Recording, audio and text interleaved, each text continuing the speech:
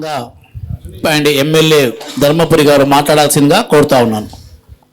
మా శ్రేయభిలాషి గౌరవ మంత్రివర్యులు పెద్దలు శ్రీధర్ బాబు గారు, అదేవిధంగా పెద్దలు మాజీ ఉప ముఖ్యమంత్రి గారు, గౌరవనీయులు శాసనసభ్యులు కడియం శ్రీగారు గారు, పెద్దలు గౌరవ శాసనసభ్యులు పెద్దలు చెన్నూరు శాసనసభ్యులు డాక్టర్ వివేక్ గారు, గౌరవ శాసనసభ్యులు సత్యనారాయణ గారు, అదేవిధంగా మా విప్ సహోదరుడు నాయక్ గారు, గౌరవ శాసనసభ్యులు అందరికీ కూడా పేరు పేరున మనస్ఫూర్తిగా నమస్కారాలు తెలియజేసుకుంటూ, ఈరోజు ముఖ్యంగా డైరెక్టర్ మన్సూర్ గారు వారు ఎప్పుడు కూడా చాలా విషయాల్లో శ్రీధర్ బాబు గారు చెప్తే, ముఖ్యంగా లిడ్ క్యాప్ విషయంలో ప్రత్యేకంగా టైం ఇచ్చి ఈ రాష్ట్రంలో దళిత సంఘాలకు మమ్మల్ని గవర్నమెంట్ విప్గా ఆ విషయం కూడా చర్చ చేయడం జరిగింది. ముఖ్యంగా ఈరోజు ప్రత్యేకంగా ఏదైతే నల్లబాబు గారు, శ్రీనివాస్ గారు, సోదరిమణి లత గారు, అదేవిధంగా సోమశేఖర్ గారు, విధంగా మా శాసనసభ్యులందరూ పెద్దలు కడియం శ్రీ గారు కానీ, డాక్టర్ వివేక్ గారు కానీ, మా శ్రీధర్ బాబు గారు కానీ, వాళ్ళు ఎంత పేషెన్స్ గా మా దగ్గరకు వచ్చి మా టైం తీసుకొని ఈ సమావేశం ఏర్పాటు చేయాలి, ఈ రాష్ట్రంలో ఉన్నటువంటి ఎస్సీ ఎస్టీకి సంబంధించిన కుటుంబాలు బాగు చేయాలి, ఒక గౌరవ ముఖ్యమంత్రి గారు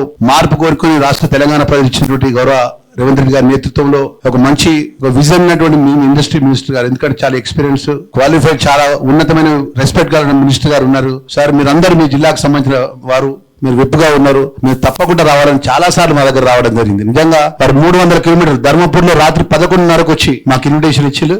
నిజంగా మేము శాసనసభలో ఉన్నందుకు, ప్రజాజీవితం ఉన్నంత వరకు మా శ్రీధర్ బాబు గారు జిల్లా ఇండస్ట్రీ మినిస్టర్ గా, అదేవిధంగా ఇక్కడ శాసనసభలందరం కూడా మీరు ఏ సూచన చేసినా, మీరు ఏ ఆలోచన చేసినా మీకు మేము అందరం మద్దతుగా ఉంటాం.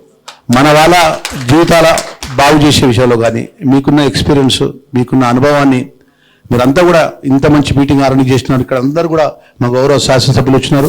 ఇక రాని వాళ్ళు కూడా నెక్స్ట్ కూడా ఏదైనా మంచి మీటింగ్ పెడితే కూడా మేమందరం భాగస్వామ్యం అవుతాం అనే విషయాన్ని చెప్పి ఎక్కువ టైం తీసుకోకుండా రెండు నిమిషాలు, నేను చివరిగా ఉమ్మడి ఆంధ్ర రాష్ట్రంలో ఎస్సీ కార్పొరేషన్ చైర్మన్ గారిని పనిచేశాను. 1 year పనిచేశాను నేను రాష్ట్రం. అప్పుడు మా శాసనసభ వ్యవహారాల మంత్రిగా గౌరవ మంత్రి గారు శ్రీధర్ బాబు గారు ఉన్నారు. వారు ఎస్సీ సప్లాన్కు ప్రవేశపెట్టే కీలకమైనటువంటి మంత్రి, ఆ శాసనసభ వ్యవహారాల మంత్రిగా వారే సభలో ఎస్సీ సప్లాన్ ప్రవేశపెట్టినారు.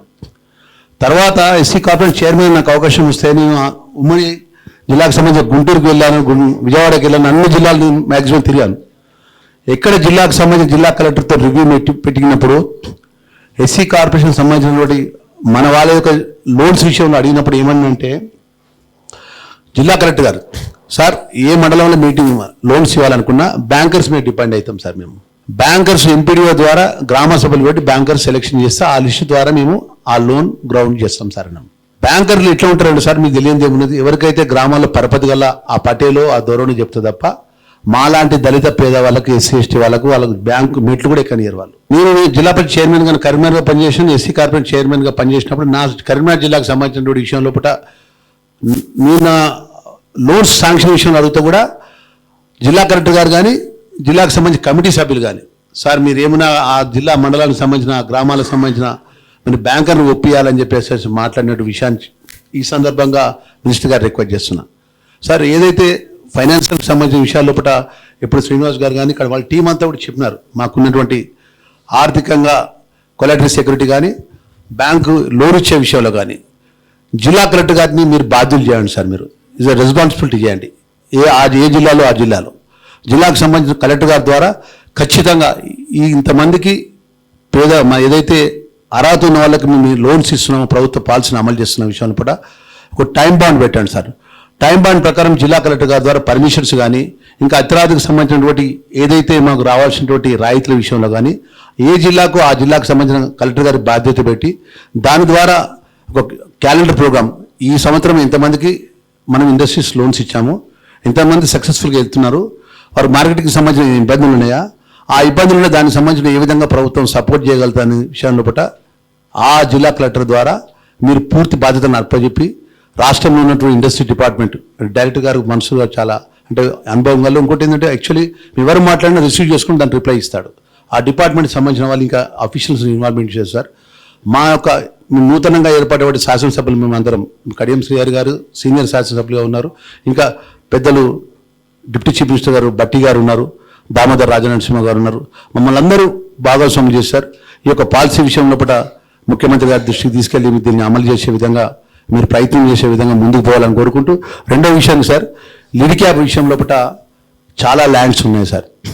చాలా ల్యాండ్స్ బాధాకరమైందంటే సార్, పోయిన గవర్నమెంట్లో మా లిడ్ క్యాప్ ల్యాండ్స్ ఏదైతే ఉన్నాయో మా భూములు మొత్తం కూడా సిద్దిపేట పోలీసు వాళ్ళు తీసుకున్నారు సార్. అప్పుడున్న గవర్నమెంట్ హరీష్ రావు ముఖ్యమంత్రి గారు మా భూములు మొత్తం మా హక్కు సార్ అవి.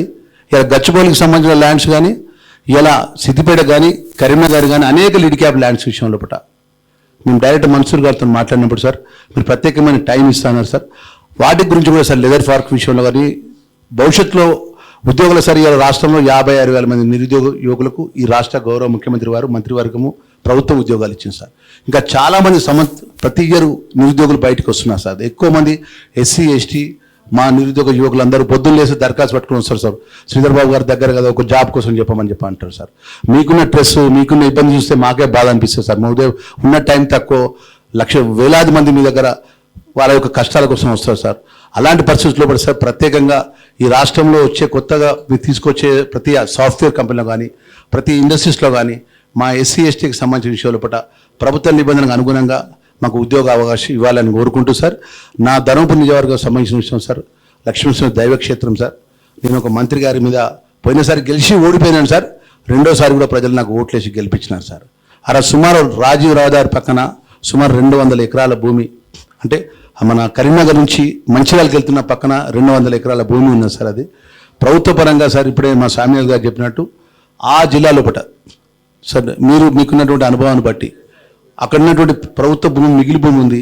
మొన్ననే దానికి సంబంధించిన విషయం లోపల మేము జిల్లా కలెక్టర్తో మాట్లాడి దాంట్లో ఎవరైతే ఇన్లీగల్ ఉన్నాయో అన్ని పట్టాస్ క్యాన్సిల్ చేయించడం జరిగింది సార్. నిరుద్యోగ యువకులకు అండగా ఉండే విధంగా కరీంనగర్ జిల్లా అంటే తెలంగాణ జిల్లాలో ఒక గొప్ప జిల్లాగా పేరున్నటువంటి జిల్లా. ఆ జిల్లాకు పెద్దలు శ్రీపాదరావు గారు కానీ మీరు కానీ ఆ జిల్లాలో ప్రత్యేకమైన గౌరవం, ప్రత్యేకమైన పేరు చేసినటువంటి విధంగా మీరు పనిచేసేటువంటి గౌరవం గల మంత్రిగా మీరు ఉన్నారు కాబట్టి సార్ తప్పకుండా అలాంటి భూముల విషయంలో ఇండస్ట్రీ యువతకు అవకాశాలు ఇచ్చే విధంగా మీరు మంచి ఇండస్ట్రీస్ తీసుకురావాలని కోరుకుంటూ మరొకసారి ఈ యొక్క ఎంతో కష్టపడి ఇది ఆర్గనైజ్ చేసి ముఖ్యంగా కర్ణాటకకి వచ్చినటువంటి వారు కానీ, తమిళనాడు నుంచి వచ్చిన వారు కానీ, ఇక్కడ ఇండస్ట్రీకి సంబంధించిన అధికారులకు కానీ శాసనసభ్యుడిగా మనస్ఫూర్తిగా, ఎందుకంటే ఎంతో ఒక కార్యక్రమాన్ని నియమించాలంటే ఎంతో ఇబ్బంది ఉంటుంది. మనం ఎంతో ఆర్గనైజ్ చేసిన వారికి నేను మనస్ఫూర్తిగా ధన్యవాదాలు తెలియజేస్తూ ముగిస్తున్నానండి. Sir thank you sir. Atluri Lakshman Kumar sir గారికి ధన్యవాదాలు తెలియజేస్తా ఉన్నాను.